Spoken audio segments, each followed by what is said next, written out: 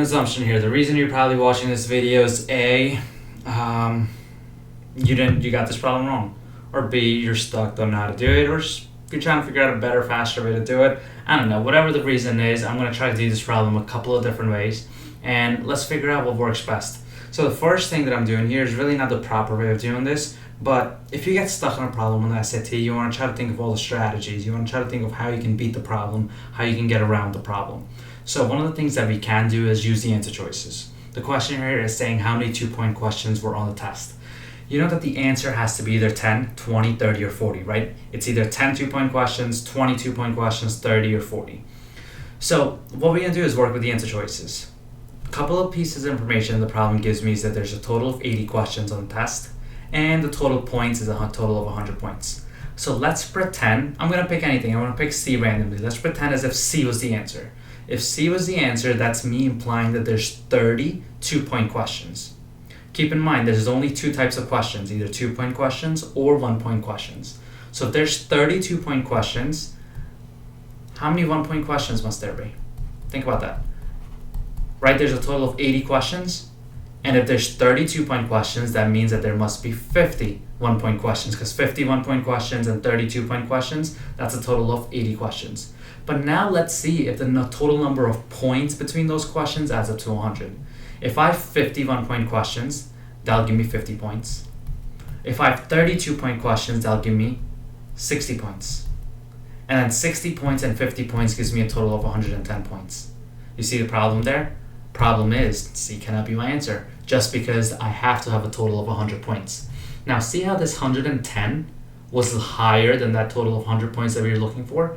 That tells me that D can't be my answer either, because it has to be something lower than 30.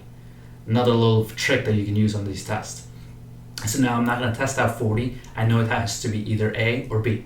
So let's check out 20. So if there's 20 2-point questions, we know that there must be 60 1-point questions, because 60 1-point questions, 20 2-point questions, for a total of 80 questions. Now the 60 1-point questions will give me 60 points. The 22-point questions will give me 40 points, 2 points per question, and that does add up to 100 points. So 100 points checks out, 80 questions checks out. I'm not going to do anything else. My answer is going to be B. So this is a strategy you can use if you get stuck on the test, don't know where to go, use the answer choices to your advantage. So that being said, let's figure out the proper way of doing this, or more algebraic way of doing this problem or attacking this problem. So I'm going to erase this.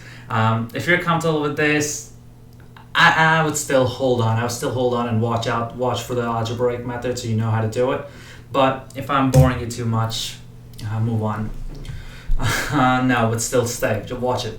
So let's check it out. I know that there's two types of questions. I have 1-point questions, and I have 2-point questions.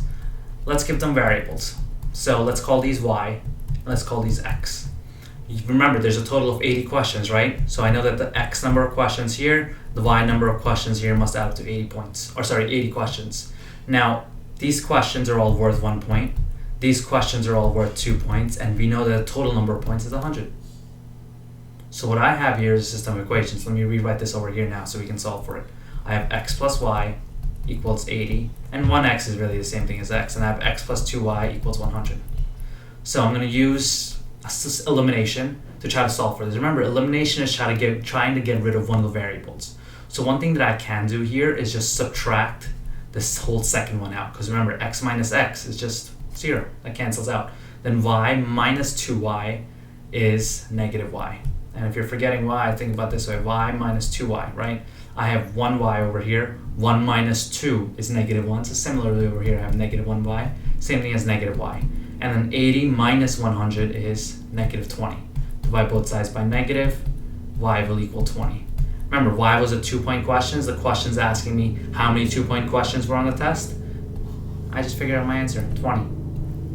This is exactly what I did before too, or the same answer that I got before too, but just I did that one working backwards. This one's more algebraic. So what I'm here is these two equations that you want to check out for. X plus Y, this tells me the total number of questions. This tells me the total number of points. And I used elimination over here to figure out Y. Now the question was asking me how many 1-point questions they are. I can take this Y, plug it back either here or here, and then solve for the other variable. That's all.